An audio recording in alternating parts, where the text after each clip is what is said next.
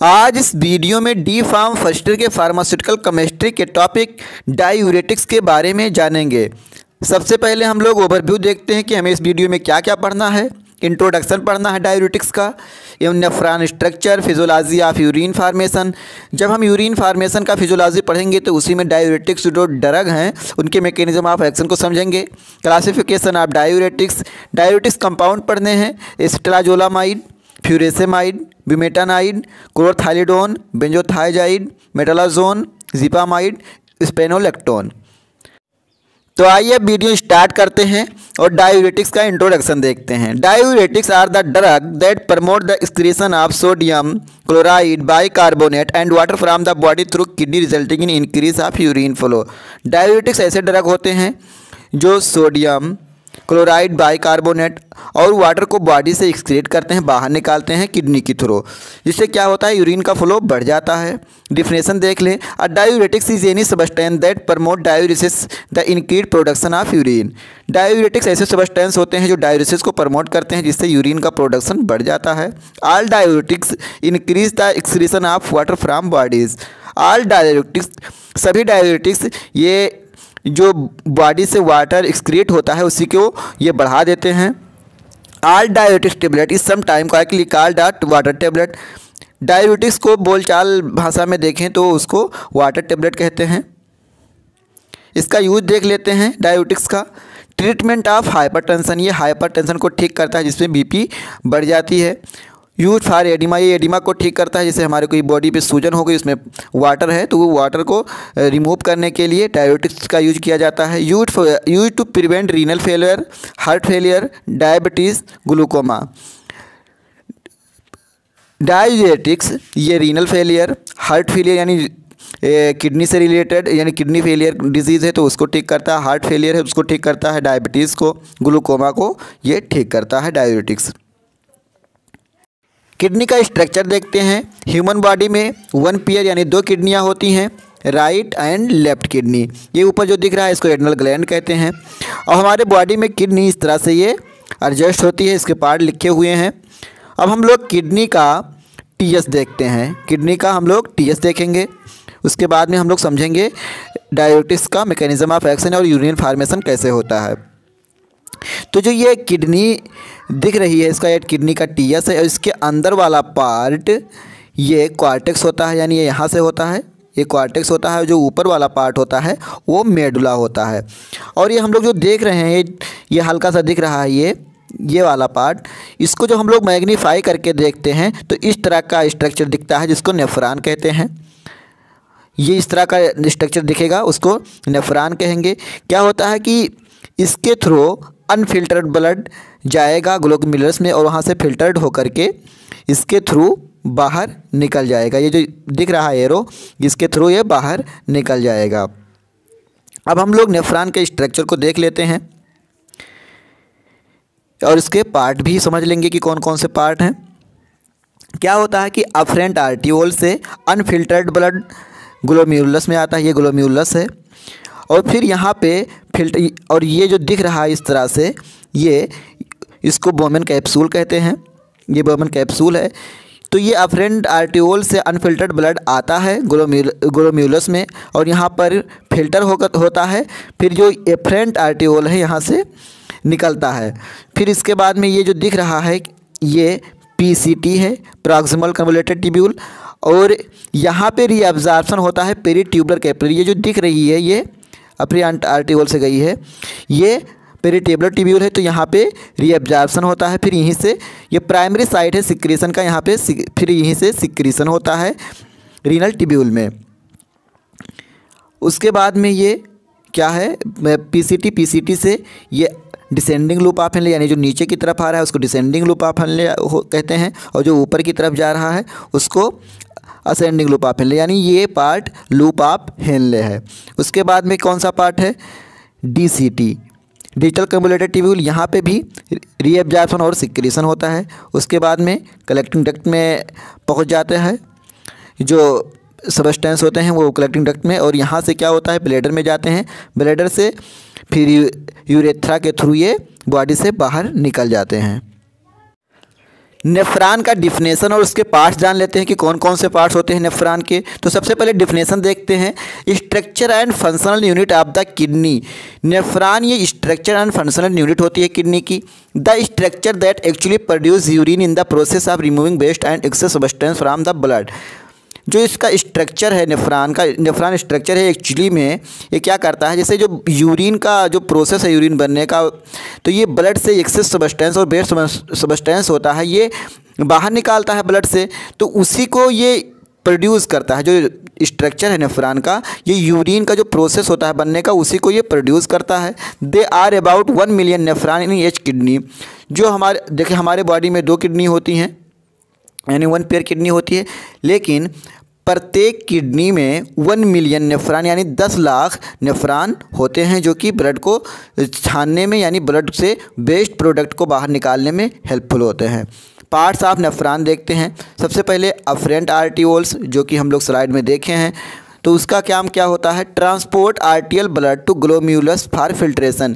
ये क्या करता है, आर्टियल ब्लड को ग्लोमेरुलस में लेकर के आता है फिल्ट्रेशन के लिए।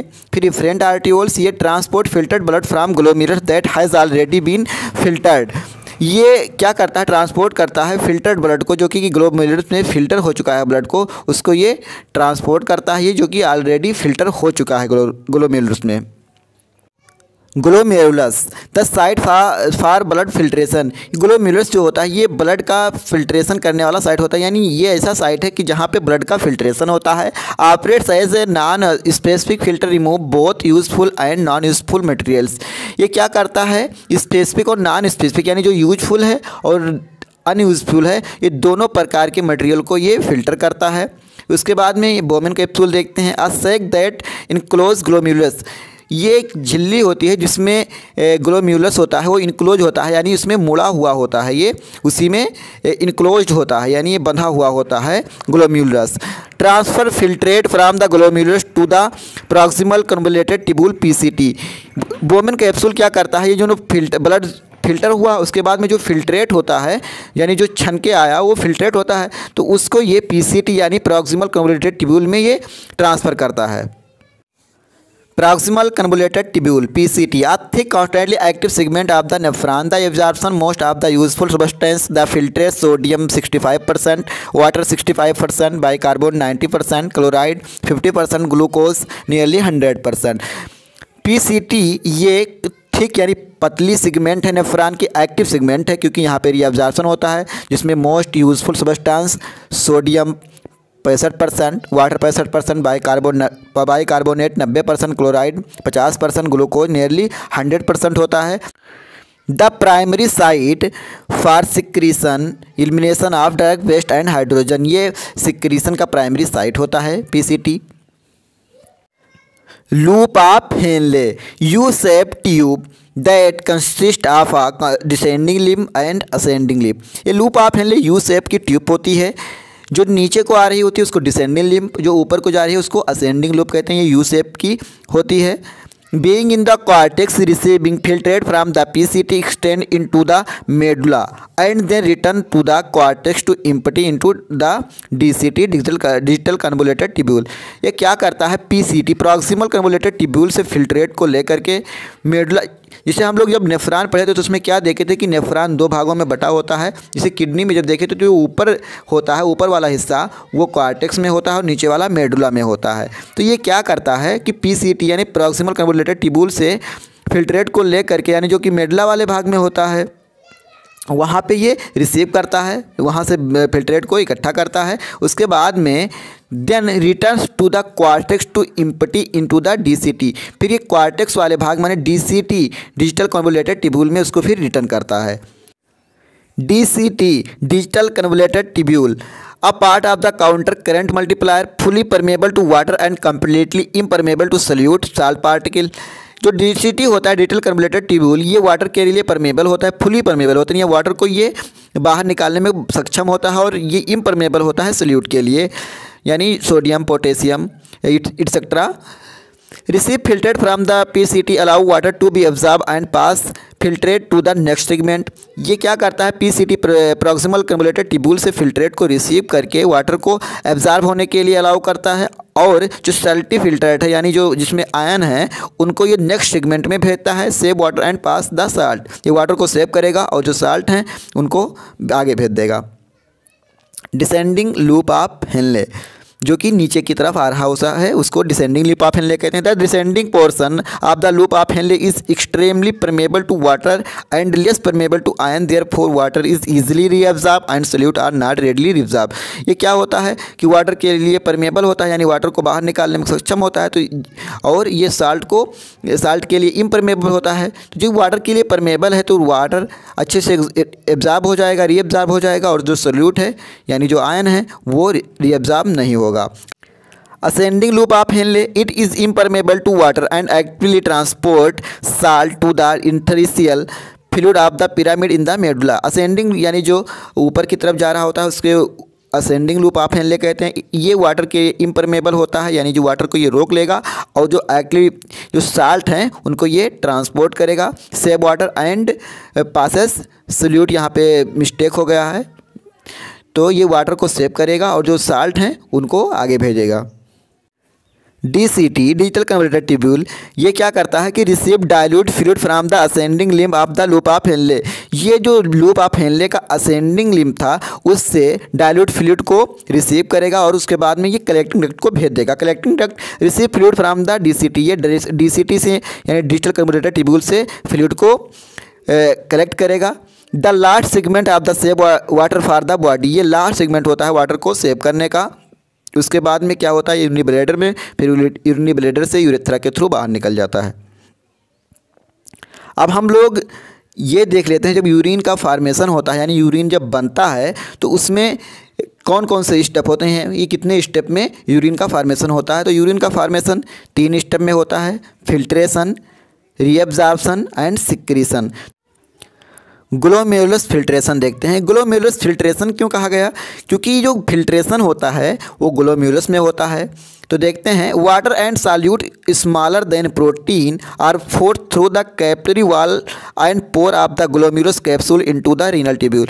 इसमें क्या होता है कि वाटर के साथ साथ जो स्मॉलर सॉल्यूट यानी छोटे छोटे पार्ट हैं यानी प्रोटीन से भी छोटे जो पार्ट होते हैं वो क्या होते हैं, जो कैपिलरी में पोर्स होते हैं, तो उसके थ्रू ये ग्लोमेरुलस में फिल्टर होकर के ये रीनल ट्यूब्यूल में चले जाते हैं। उसी को ग्लोमेरुलस फिल्ट्रेशन कहते हैं, यानी जो फिल्टर होकर जाता है उसे ग्लोमेरुलर फिल्ट्रेट यानी वो फिल्ट्रेट होता है। दूसरा स्टेप ट्यूबुलर रीअब्जॉर्प्शन देखते हैं। Water, glucose, amino acid and needed ion are transport out of the filtrate into the tube cell and then enter the capillary blood. Water, glucose, amino acid और needed ion हैं, ये क्या होता है कि जब फिल्टर होते हैं तो ये फिल्ट्रेट के रूप में ये फिल्टर होकर के आ जाते हैं। उसके बाद में ये फिर ब्लड कैपिलरी में इंटर करते हैं, इसी को रीअब्जॉर्प्शन कहते हैं। Tubular secretion, hydrogen, potassium, creatinine and drug are remove from the peritubular. क्या होता है कि इसमें हाइड्रोजन, पोटेशियम और क्रिएटिनिन और अन्य ड्रग हैं, ये क्या होता है कि पेरीट्यूबुलर से रिमूव हो जाते हैं। रिमूव होकर के ये रीनल ट्यूब्यूल में वापस चले जाते हैं। आप यहाँ पे ये ब्लू वाली एरो देख लीजिए, इसमें क्या हो रहा है, सिक्रीशन हो रहा है। अब हम लोग यूरिन फार्मेशन देखेंगे कि यूरिन का फार्मेशन कैसे होता है, पेशाब कैसे बनता है। उसी के साथ साथ हम लोग ये देखेंगे कि जो डायूरेटिक मेडिसिन लेते हैं वो अपना एक्शन कैसे शो करता है। तो आइए अब स्टार्ट करते हैं। अफरेंट आर्टियोल से अनफिल्टर्ड ब्लड ये बोमेन कैप्सूल में आता है और यहाँ पे ग्लोमेरुलस फिल्ट्रेशन होता है, यानी ये जो इनक्लोज्ड है यानी घुमा हुआ है ये ग्लोमेरुलस है। यहाँ पे ग्लोमेरुलस फिल्ट्रेशन होगा तो उसमें कौन कौन से सब्सटेंस हैं जो फिल्टर होंगे, water, glucose, amino acid, sodium, potassium, chloride, carbonic ion, hydrogen, urea, uric acid और क्रिएटिनिन जैसे सब्सटेंस है जो वहाँ पे फिल्टर होंगे। और फिर फिल्टर होने के बाद इफरेंट आर्टियोल के थ्रू बाहर निकल जाएगा। जब जो फिल्ट्रेट है ग्लोमेरुलस फिल्ट्रेट यानी यहाँ पे जो फिल्टर होकर के जो सब्सटेंस बचा है उसे ग्लोमेरुलस फिल्ट्रेट कहेंगे, तो वो क्या करेगा, ये PCT प्रॉक्सिमल कन्वोल्यूटेड ट्यूब्यूल में आ जाएगा, यानी जो फिल्ट्रेट बचा वो PCT में आएगा। अब यहाँ पे रीअब्जॉर्प्शन होगा, तो यहाँ पे reabsorption glucose, amino acid, sodium, bicarbonate, water, creatinine जैसे सब्सटेंस का रीअब्जॉर्प्शन होगा। रीअब्जॉर्प्शन होने के बाद में जो फिल्ट्रेट है वो यहाँ तक आते आते आइसोटोनिक हो जाएगा, यानी जो ट्यूब का कंसंट्रेशन है और सबस्टेंस का कंसंट्रेशन है वो इक्वल हो जाएगा, बराबर हो जाएगा, और जिससे ये आइसोटोनिक हो जाएगा। फिर इसके बाद में क्या होगा कि ये लूप आप ले यहाँ पर है, यहाँ पे इसके ऊपर है जो कंसंट्रेशन वो सेम हो जाएगा। जब हम लोग नेफ्रॉन का स्ट्रक्चर पढ़े थे तो क्या देखे थे कि जो नेफ्रॉन है वो दो भागों में होता है। जो इसके ऊपर वाला होता है यहाँ पे, मतलब ये वाला पार्ट है, वो जब किडनी में हम लोग देखे थे तो ये कॉर्टेक्स में होता है। जो ऊपर वाला पार्ट है ये कॉर्टेक्स में होता है और नीचे वाला पार्ट मेडुला में होता है। जो मेडुला वाला पार्ट होता है उसकी ऑस्मोलैरिटी बहुत ज़्यादा होती है। तो और ये जो हम लोग देख रहे हैं descending lymph loop of Henley, यानी जो डिसेंडिंग लिम्फ है लूप ऑफ हेनले का, ये वाटर के लिए परमेबल होता है, यानी ये पानी को ज़्यादा से ज़्यादा बाहर निकाल देगा और जो सॉल्यूट है उसको ये रोक लेगा। जो ये सॉल्यूट को रोक लेगा और पानी को बाहर निकाल देगा बाय ऑस्मोसिस के थ्रू। यानी ऑस्मोसिस में क्या होता है कि ये high concentration to low concentration move करता है। तो जो वाटर को ये बाय ऑस्मोसिस बाहर निकाल देगा, वाटर रीअब्जॉर्ब हो जाएगा, तो इसका कंसंट्रेशन है वो बढ़ जाएगा, जिससे ये हाइपरटोनिक हो जाएगा। क्या हो जाएगा? ये हाइपरटोनिक हो जाएगा। उसके बाद में ये असेंडिंग लूप ऑफ हेनले में ये फिल्ट्रेट को भेजेगा। असेंडिंग लूप ऑफ हेनले ये क्या होता है, ये जो साल्ट्स हैं उनके लिए परमेबल होता है। तो जो सॉल्यूट हैं उनको ये बाहर निकाल देगा, जैसे सोडियम है, पोटेशियम है, क्लोराइड है, बाइकार्बोनेट, ऐसे जो सॉल्यूट्स हैं उनको ये बाहर निकाल करके ये जब बाहर निकाल देगा तो क्या होगा कि इसमें वाटर बचेगा और वाटर के लिए इम्परमेबल होता है, तो ये फिर से आइसोटोनिक हो जाएगा। क्या हो जाएगा? ये फिर से आइसोटोनिक हो जाएगा। और उसके बाद में जो फिल्ट्रेट है वो यहाँ पे आएगा, sodium channel, potassium channel, chloride channel है, इसके थ्रू ये जो बाहर निकल रहा है ये यहाँ से सॉल्यूट बाहर निकलेगा, क्योंकि यहाँ पर चैनल लगे होते हैं। तो जो डायूरेटिक मेडिसिन हम लोग देते हैं वो क्या करता है कि जहाँ जहाँ से वाटर निकल रहा है, वहाँ पे जा करके ये एक्ट करेगा और ये वाटर का जो रीअब्जॉर्प्शन हो रहा था, यानी वाटर निकल रहा था, उसको ये रोक देगा और फिर उसके बाद में अपना एक्शन शो करेगा। उसके बाद में क्या होगा कि यहाँ पे चैनल हैं जिसके थ्रू ये सोडियम पोटेशियम क्या हो रहा है, रीअब्जॉर्ब हो रहा है। उसके बाद में ये DCT डिजिटल कन्वोल्यूटेड ट्यूब्यूल, ये क्या करेगा? डिजिटल कन्वोल्यूटेड ट्यूब्यूल में ये प्राइमरी साइट है रीअब्जॉर्प्शन का, यहाँ पे भी रीअब्जॉर्प्शन होगा। फिर उसके आगे में क्या होगा, ये प्राइमरी साइट है सिक्रीशन के लिए DCT, यहाँ पे हाइड्रोजन पोटेशियम और ड्रग्स हैं उनका सिक्रीशन होगा। फिर से कहाँ होगा सिक्रीशन? रीनल ट्यूब्यूल, ये रीनल ट्यूब्यूल में सिक्रेट होगा। उसके बाद में फिर क्या होगा, ये कलेक्टिंग डक्ट में जाएगा, कलेक्टिंग डक्ट से ये यूरिनरी ब्लैडर में, यूरिनरी ब्लैडर से यूरेथ्रा के थ्रू बाहर निकल जाएगा। तो इस तरह से पेशाब बनेगा। और जो डायूरेटिक मेडिसिन है वो कुछ मेडिसिन लूप ऑफ हेनले पर एक्ट करेंगी और यहाँ से जो वाटर रिमूव हो रहा था यानी बाहर निकल रहा था उसको रोक देंगी। कुछ डायूरेटिक्स, कुछ मेडिसिन जो डायूरेटिक्स मेडिसिन है वो कहाँ पे एक्ट, जैसे यहाँ पे DCT, और ये कुछ मेडिसिन है जो PCT प्रॉक्सिमल कन्वोल्यूटेड ट्यूब्यूल, जो यहाँ से वाटर निकल रहा था तो वहाँ पे एक्ट करेंगी और ये अपना एक्शन शो करेंगी। और कुछ मेडिसिन जो डायूरेटिक मेडिसिन है वो DCT डिजिटल कन्वोल्यूटेड ट्यूब्यूल यहाँ पे एक्ट करेंगी, क्योंकि जब हम सोडियम पोटेशियम ये सब आयन निकल रहे हैं, ये आयन के थ्रू, आयन चैनल के थ्रू, तो उसके साथ साथ में वाटर भी निकल रहा है, तो वहाँ पे एक्ट करके ये अपना एक्शन शो करेंगी। अब हम लोग site and mechanism of action of diuretics देखते हैं, यानी हम लोग साइट देख लेते हैं कि किस साइट पे ये एक्ट करेगा और अपना मैकेनिज्म ऑफ एक्शन शो करेगा। इसको हम साइट में देखते हैं। लूप डायूरेटिक्स ये क्या करेगा? Loop of Henley thick ascending lymph, ये जो थिक वाला पार्ट होता है असेंडिंग लूप ऑफ हेनले का असेंडिंग लिम्फ, उस पर ये एक्ट करेगा और ये क्या करेगा? Inhibition of the potassium sodium chloride pump, ये सोडियम पोटेशियम जो पंप होते हैं यानी चैनल होते हैं उनको ये क्या करेगा? इनहिबिट कर देगा और अपना एक्शन शो करेगा। फिर जो थायाजाइड है ये डिजिटल कन्वोल्यूटेड ट्यूब्यूल, ये DCT पे एक्ट करेगा और ये सोडियम क्लोराइड यानी सोडियम और क्लोराइड का जो को ट्रांसपोर्टर था उसको ये इनहिबिट करके अपना एक्शन शो करेगा। फिर कार्बोनिक एनहाइड्रेज इनहिबिटर, ये क्या करेगा, पीसीटी प्रॉक्सिमल कन्वोल्यूटेड ट्यूब्यूल पे एक्ट करेगा और ये बाइकार्बोनेट का जो रीअब्जॉर्प्शन हो रहा था उसको ये इनहिबिट कर देगा।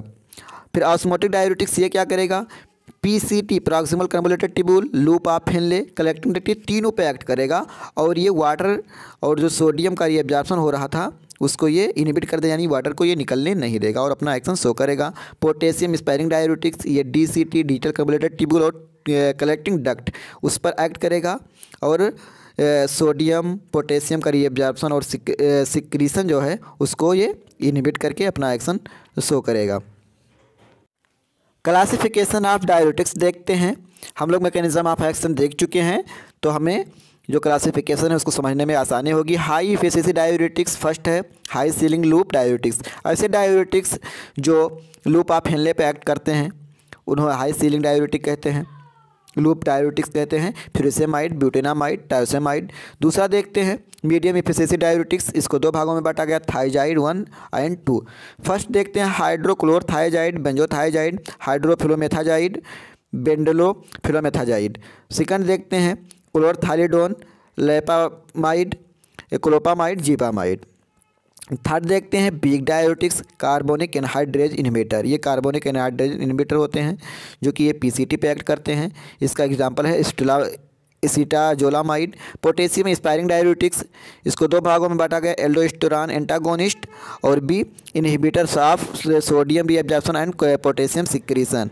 तो एल्डोस्टेरॉन एंटागोनिस्ट स्पेनोलेक्टोन, एपिलिनोन और जो inhibitor of sodium reabsorption and potassium secretion है ट्राइमेटरीन एमिलोराइड। और थर्ड, इसका जो थर्ड वाला पार्ट देखते हैं ऑस्मोटिक डायूरेटिक्स, इसका जो एग्जांपल है मैनेटॉल, आइसोसार्बाइड, ग्लाइसिरॉल एग्जांपल है इसका भी डायूरेटिक्स के। आइए अब कंपाउंड देखते हैं। Acetazolamide a carbonic anhydrase inhibitor, ये कार्बोनिक एनहाइड्रेज इनहिबिटर कंपाउंड है। It is a sulfonamide derivative with diuretic, anti glaucoma and anti convergent properties. ये सल्फोना जो एसिटाजोलामाइड है ये सल्फोनामाइड डेरिवेटिव डायूरेटिक कंपाउंड है जो एंटी ग्लूकोमा और एंटी कन्वर्जेंट प्रॉपर्टी शो करता है। इसके ब्रांड नेम देख लेते हैं, एब्जोल, एसिटामाइड, एसिटामीन, डाइमोक्स इसके ब्रांड नेम है। मैकेनिज्म ऑफ एक्शन देखते हैं। Carbonic anhydrase inhibitor are weak diuretic with the main site of action in the PCT, lumen and cell. Carbonic anhydrase inhibitors ये weak diuretic होते हैं और ये PCT proximal convoluted tubule पर act करके अपना एक्शन शो करते हैं। Blockage of carbonic anhydrase lead to decrease carbonic acid and sodium reabsorption by the sodium carbonic ion को ट्रांसपोर्टर्स। कार्बोनिक एनहाइड्रेज ये लीड करता है कार्बोनिक आयन और सोडियम के रीअब्जॉर्प्शन को डिक्रीज करने के लिए, resulting in reduce water reabsorption, जिससे क्या होता है कि जो वाटर का रीअब्जॉर्प्शन है वो रिड्यूस हो जाता है और अपना ये मैकेनिज्म ऑफ एक्शन शो करता है। प्रॉपर्टीज़ देख लेते हैं। इसका मॉलिक्यूलर फार्मूला C4H6N4O3H2 है। इसका मॉलिक्यूलर वेट 222.3 ग्राम पर मोल है। It is white to yellowish white fine crystalline powder. ये वाइट येलोइश वाइट महीन मतलब छोटे छोटे कण क्रिस्टलाइन पाउडर होता है। इट इज़ आर्डरलेस और टेस्टलेस, ये आर्डरलेस और टेस्टलेस होता है। इसकी मेल्टिंग पॉइंट 260.5 डिग्री सेंटीग्रेड है। Sprüngli soluble in cold water, slightly soluble in alcohol, insoluble in chloroform. ये कोल्ड वाटर में सॉल्युबल होता है और अल्कोहल में, बट ये क्लोरोफॉर्म में इंसॉल्युबल होता है। इसका स्टोरेज कंडीशन देखें, do not store above 25 degree centigrade. इसको 25 डिग्री सेंटीग्रेड से ऊपर टेम्परेचर पे नहीं रखना चाहिए। Store in the original pack in the order to protect from light and moisture. इस देखते हैं treatment of hypertension, oedema. Hypertension में क्या बीपी बढ़ जाती है, एडिमा में क्या होता है सूजन आ जाती है हमारे बॉडी पे, तो उस सूजन को कम करने के लिए वाटर की वजह से सूजन आता है, तो उस वाटर को कम करने के लिए हम एस्टाजोलामाइड यानी डायूरेटिक्स का यूज करते हैं। Oedema, renal failure, heart failure, glaucoma जैसे डिजीज़ को ठीक करने में हेल्पफुल होता है। यही यूज हम सभी कंपाउंड के लिए पढ़ेंगे क्योंकि ये जो यूज है सभी कंपाउंड का ये कॉमन है, सब में एक ही है। एडवर्स इफेक्ट देख लेते हैं। Metabolic acidosis is a serious electrolyte disorder characterised by an imbalance in body's acid base balance. क्या होता है इसमें मेटाबॉलिक एसिडोसिस, ये सीरियस कंडीशन होता है जिसमें इलेक्ट्रोलाइट डिसऑर्डर जैसे सोडियम, पोटेशियम, मैग्नीशियम, एल्युमिनियम, इसमें ये सब क्या होता है इम्बैलेंस हो जाता है, जिससे एसिड बेस बैलेंस हो जाएगा। ये हाइपरकैलेमिया नहीं हाइपोकैलेमिया होगा, ये गलत हो गया है। हाइपोकैलेमिया इसमें क्या होता है कि ब्लड में जो पोटेशियम का अमाउंट होता है वो डिक्रीज हो जाता है, स्किन रेसेस यानी स्किन पे चकत्ते पड़ जाएंगे। और ब्लड डिक्रियासिस ये क्या होता है, इसमें ब्लड रिलेटेड डिसऑर्डर है, इसमें जो ब्लड कंपोनेंट हैं वो डिक्रीज हो जाते हैं।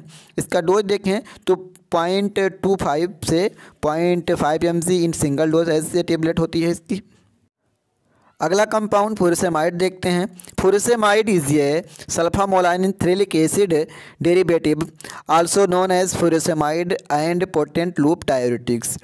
ये सल्फामोलानिथ्रिलिक एसिड डेरिवेटिव कंपाउंड होता है और ये लूप डायूरेटिक है, क्योंकि ये लूप ऑफ हेनले पे एक्ट करके अपना एक्शन शो करता है। इट हैज़ या स्ट्रक्चर सिमिलरिटी टू थायाजाइड, इसका जो स्ट्रक्चर होता है वो थायाजाइड के सिमिलर होता है। इसका ब्रांड नेम देखते हैं लेक्सिस फ्यूरिसिमिन इसका ब्रांड नेम है। इसका आईयूपीएसी नेम देखते हैं 4-क्लोरो-N फुरफिरिल 5 सल्फामोलानिथ्रिलिक एसिड, इसका आईयूपीएसी नेम है। इसका स्ट्रक्चर आप देख सकते हैं, स्लाइड पे शो हो रहा है, यहाँ से स्क्रीनशॉट करके लिख सकते हैं। इसका प्रॉपर्टीज़ देखते हैं। इसका मॉलिक्यूलर फार्मूला C12H11Cl N2O5 ऐसे। इसका मॉलिक्यूलर वेट 330.74 ग्राम पर मोल है। It is solid colourless tasteless white to slightly yellow crystalline powder. ये सॉलिड कलरलेस टेस्टलेस और येलो कलर का क्रिस्टलाइन पाउडर होता है। इसका मेल्टिंग पॉइंट 220 डिग्री सेंटीग्रेड होता है। Slightly soluble in water, chloroform में वाटर और क्लोरोफॉर्म में स्लाइटली सॉल्युबल होता है। Soluble in acetone and methanol, acetone और मेथनॉल में ये फुली सॉल्युबल होता है। इसका स्टोरेज की बात करें तो it should be stored in well closed container at room temperature. इसको वेल क्लोज्ड कंटेनर और रूम टेम्परेचर पे स्टोर करना चाहिए। इसका जो यूज है एसिटाजोलामाइड, हमने बताया है कि सारे कंपाउंड का जो यूज है वो कॉमन है। इसका एडवर्स इफेक्ट देखते हैं। Muscles weakness and cramp due to electrolyte loss. क्या होता है कि जब हम इस डायूरेटिक्स का यूज करते हैं तो जो इलेक्ट्रोलाइट होते हैं ब्लड के वो डिक्रीज हो जाते हैं, जिससे क्या होता है मसल वीकनेस, मसल वीक कमज़ोर हो जाएंगी और क्रैम्प्स यानी ऐठन होने लगेगा।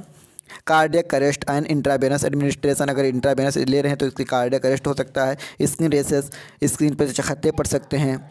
Nausea and diarrhoea, liver and bone marrow change, ये इसके एडवर्स इफेक्ट हैं। डोज की बात करें तो the usual initial dose of Lasix is 20 to 80 mg given as a single dose. जो लेसिक्स का डोज है इसको 20 से 80 mg सिंगल डोज में देते हैं। ब्यूमेटानाइड देखते हैं। It is a potent sulfamoylanthranilic acid derivative belong to the class of loop diuretic. ये सल्फामोलानिथ्रिलिक एसिड डेरिवेटिव कंपाउंड है जो कि ये भी लूप डायूरेटिक यानी ये भी लूप ऑफ हेनले पे एक्ट करके अपना एक्शन शो करता है। इसका ब्रांड नेम ब्यूरिनेक्स इसका ब्रांड नेम है। इसकी प्रॉपर्टीज़ देखते हैं। इसका मॉलिक्यूलर वेट 364.4 ग्राम पर मोल है। इसका मॉलिक्यूलर फार्मूला C17H20N2O5 यस इसका मॉलिक्यूलर फार्मूला है। It is solid odourless tasteless crystalline powder. ये सॉलिड आर्डरलेस टेस्टलेस और क्रिस्टलाइन पाउडर होता है। इनसॉल्युबल इन वाटर, ये वाटर में इनसॉल्युबल है। स्टोरेज सेम है, store in well closed container at room temperature and protect from light. Mechanism of action देखते हैं। Loop diuretics are powerful type of diuretics that work by inhibition of sodium potassium chloride को transporter in the thick ascending loop of Henley. ये क्या होता है, जब हम लोग नेफ्रॉन का स्ट्रक्चर देखे थे तो उसमें जो loop of Henley thick loop of Henley था तो उस पर एक्ट करके क्या करता है सोडियम पोटेशियम और क्लोराइड का जो को ट्रांसपोर्टर होता है उसको इनहिबिट कर देता है और अपना ये एक्शन शो करता है। क्योंकि सोडियम और पोटेशियम के साथ में वाटर भी निकल रहा था तो ये क्या करेगा उसी को जब इनहिबिट कर देगा तो जो डायूरेसिस है वो इंक्रीज हो जाएगा। इसके यूज़ देखें तो यूज़ सेम है। Treatment of hypertension, oedema, use for renal failure, heart failure, glaucoma, same use है। एडवर्स इफेक्ट देखते हैं, muscles weakness, cramp due to electrolyte loss, ये भी एडवर्स इफेक्ट्स में भी सेम ही है, जिसका हम लोग एसिटाजोलामाइड का एडवर्स इफेक्ट देखे थे वैसे ही है। Cardiac arrest on the intravenous administration, अगर इंट्रावेनस दे रहे हैं तो कार्डियक अरेस्ट यानी हार्ट से रिलेटेड डिजीज़ है। स्किन रेसेस, स्किन पे चखत्ते, nausea, diarrhoea, liver and bone marrow changes, ये इसके एडवर्स इफेक्ट हैं। Chlorthalidone, it is thiazide like diuretic, ये थायजाइड लाइक डायूरेटिक्स है। इसका ब्रांड नाम देखें, थायजाइड, टेलमीसेट CT, टेल्जा CH, एमोलवैस CH, इसका ब्रांड नेम है। इसका प्रॉपर्टीज़ देखते हैं, मॉलिक्यूलर फार्मूला C14H11 ClN2O4S, इसका मॉलिक्यूलर फार्मूला है। मॉलिक्यूलर वेट 338.8 ग्राम पर मोल इसका मॉलिक्यूलर वेट है। It is white to yellowish white crystalline powder, ये वाइट और येलोइश वाइट यानी हल्का वाइट और पीला क्रिस्टलाइन पाउडर होता है। It is practically insoluble in water, ether and chloroform, soluble in methanol, slightly soluble in alcohol. और स्टोरेज इसका, stored in well closed container at room temperature and protect from light, इसको well closed container में store करना चाहिए और इसको light से protection provide करना चाहिए। मैकेनिज्म ऑफ एक्शन देखते हैं, thiazide diuretics are type of diuretics are drug that increase urine flow, ऐसी ड्रग जो कि ये यूरिन के फ्लो को यानी बढ़ा देता है। They act directly on the kidney and promote diuresis, ये डायरेक्ट किडनी पे एक्ट करके ये जो पेशाब है उस यूरिन का फार्मेशन जो पेशाब बनता है उसको ये बढ़ा देता है, यानी यूरिन का फ्लो बढ़ जाता है। By inhibition the sodium chloride को transporter located in the digital convoluted tubule of a nephron, ये सोडियम क्लोराइड को ट्रांसपोर्टर को ये इनहिबिट कर देता है। DCT जो कि ये डिजिटल कन्वोलेटेड ट्यूबुल पे लोकेटेड होता है, स्थित होता है, ये नेफ्रॉन का पार्ट है, या नेफ्रॉन में जो DCT है उस पर वहाँ पे लोकेटेड होता है सोडियम क्लोराइड को ट्रांसपोर्टर, तो ये उसी को इनहिबिट करके अपना एक्शन शो करता है। यूज सेम है, hypertension, oedema, renal failure, heart failure, glaucoma etcetera. Adverse effect देखते हैं, hypokalaemia, hyponatraemia, metabolic alkalosis, hypercalcaemia, hyperglycaemia, hyperuricaemia, hyperlipidaemia, sulfonamide allergy यानी सल्फोनामाइड लाइक एलर्जी, जैसे क्या स्किन पे रेसेस वगैरह हो जाते हैं तो उससे रिलेटेड एलर्जी हो जाती है। बेंजोथायजाइड देखते हैं, it is an intermediate acting agent belonging to the class of thiazide diuretics, ये इंटरमीडिएट होता है थायजाइड डायूरेटिक का। और इसका ब्रांड नेम देखते हैं, यूकाटेग, डाईहाइड्रेक्स, डायूसेन, इडीमैक्स, एक्जना, फोवेन, इसका ब्रांड नेम है। प्रॉपर्टीज़ देखते हैं, मेल्टिंग, इसका जो मॉलिक्यूलर वेट है 431.9 ग्राम पर मोल, इसका मॉलिक्यूलर फार्मूला C15H14 ClN3O4S3, इसका मॉलिक्यूलर फार्मूला है। It is solid fine white crystalline powder, ये सॉलिड और फाइन यानी महीन छोटे छोटे वाइट क्रिस्टलाइन पाउडर होता है। करेक्टरिस्टिक ऑर्डर का होता है ये, इसका जो टेस्ट है वो बिटर होता है। Practically insoluble in water, soluble in alkyne solution, stable in both light and air, ये लाइट और एयर दोनों में स्टेबल होता है। मैकेनिज्म ऑफ एक्शन इसका थायजाइड के सेम होता है कि उसमें क्या होता था कि ये DCT यानी डिजिटल कन्वोलेटेड ट्यूबुल पर एक्शन करके सोडियम और क्लोराइड को ट्रांसपोर्ट को इनहिबिट कर देता था और अपना एक्शन शो करता था, तो वो इसी तरह सेम रहेगा। एडवर्स इफेक्ट, हाइपोकैलेमिया यानी पोटेशियम की कमी हो जाएगी, हाइपोक्लोरेमिक एल्कोलोसिस यानी जो क्लोराइड है वो कम हो जाएगा, muscles weakness due to fluid loss, क्योंकि फ्लूइड लॉस होगा तो जो मसल्स है वो वीक हो जाएगी। ब्लड डाइक्रियासिस लाइक थ्रोम्बोसाइटोपिनिया हो जाएगा, जो ब्लड जो कंपोनेंट है वो घटेगा। तो रेयरली एलर्जिक रिएक्शन, रेयरली क्या करता है ये एलर्जिक रिएक्शन शो करता है, जैसे nausea, vomiting, skin races etcetera. मेटोलाजोलोन देखते हैं, a quinoline sulfonamide that is considered a thiazide like diuretic which are long acting so useful in chronic renal failure। ये क्यूनोलिन सल्फोनामाइड डेरिवेटिव कंपाउंड होता है जो कि थायजाइड की तरह एक्शन शो करता है। ये क्रोनिक रीनल फेलियर को ठीक करने में हेल्पफुल होता है। ब्रांड नेम देखते हैं, जायरोक्सिलाइन, माइक्रोक्स, जेंटिनेक्स, मेटेज इसके ब्रांड नेम हैं। प्रॉपर्टीज़ देखते हैं, मॉलिक्यूलर फार्मूला इसका C16H16 Cl N3O3S इसका मॉलिक्यूलर फार्मूला है। मॉलिक्यूलर वेट इसका 365.89 ग्राम पर मोल इसका मॉलिक्यूलर वेट है। It is solid odourless tasteless crystalline powder, ये solid odourless tasteless crystalline powder होता है। इसका मेल्टिंग पॉइंट 256 डिग्री सेंटीग्रेड होता है। It is insoluble in water and alcohol, alcohol और वाटर में इनसॉल्युबल होता है। इसका स्टोरेज देखते हैं, it should be stored in well closed container at room temperature and protect from light. Mechanism of action देखते हैं, it act directly on the kidney and promote diuresis by inhibition the sodium chloride को transporter located in the TCT of our nephron. ये same thyroid की तरह इसका mechanism of action है। इसका adverse effect देखते हैं, hypokalemia, hypochloremic alkalosis, muscles weakness due to fluid loss, blood dyscrasias like thrombocytopenia, rarely allergic reactions show करता है ये। जीपामाइड देखते हैं, xipamide is a sulfonamide based diuretics, ये सल्फोनामाइड बेस्ड डायूरेटिक होता है। It act on the DCT, ये digital convoluted tubule पर एक्ट करता है। In addition this agent has weak inhibitory effect on carbonic anhydrase, ये क्या करता है कि कार्बोनिक एनहाइड्रेस को इनहिबिट कर देता है और अपना एक्शन शो करता है। ब्रांड नेम देखते हैं, एकाफोर, जीपामाइड, जीपामाइड ABZ, न्यूट्री इसका ब्रांड नेम है। इसका मैकेनिज्म ऑफ एक्शन देखते हैं, blockage of carbonic anhydrase lead to decrease carbonic acid and sodium reabsorption by the sodium carbonic acid co transporter resulting in reduce water reabsorption.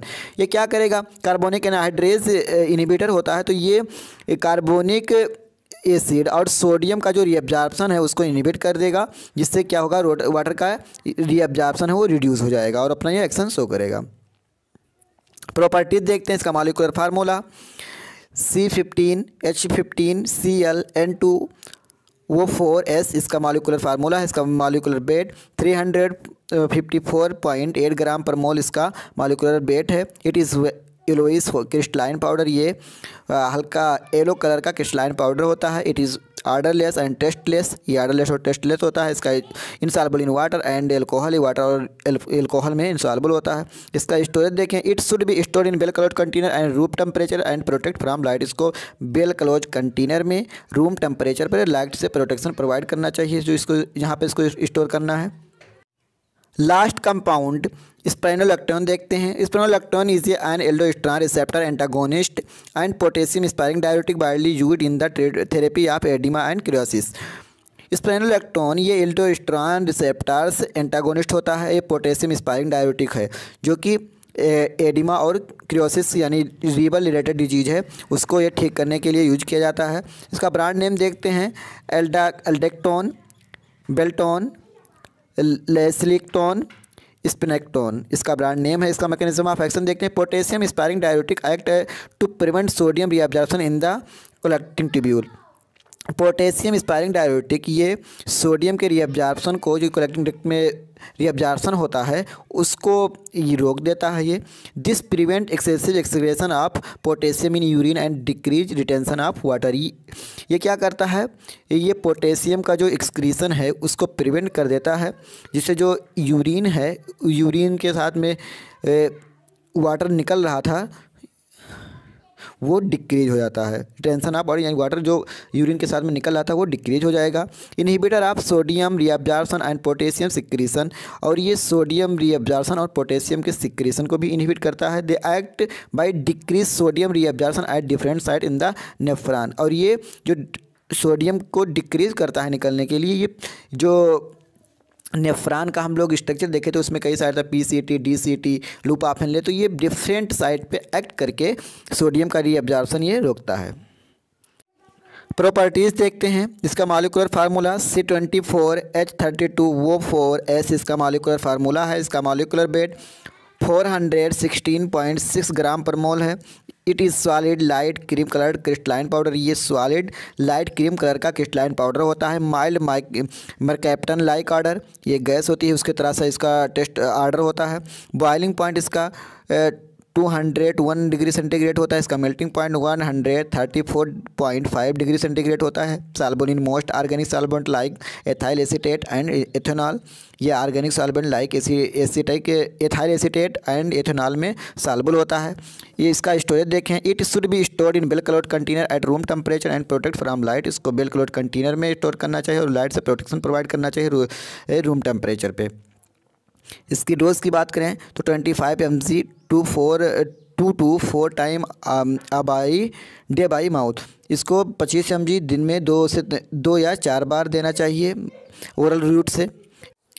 Adverse effects देखें तो nausea, vomiting, drowsiness, nausea यानी उल्टी ऐसा वो पलटी होगी, जी मितली होगा, ड्राउजीनेस यानी हल्का नींद आएगी, हिस्टिज्म, ये क्या होता है, unwanted male pattern hair growth on a women face chest and back. इसमें क्या होता है कि ये हार्मोन के कारण होता है।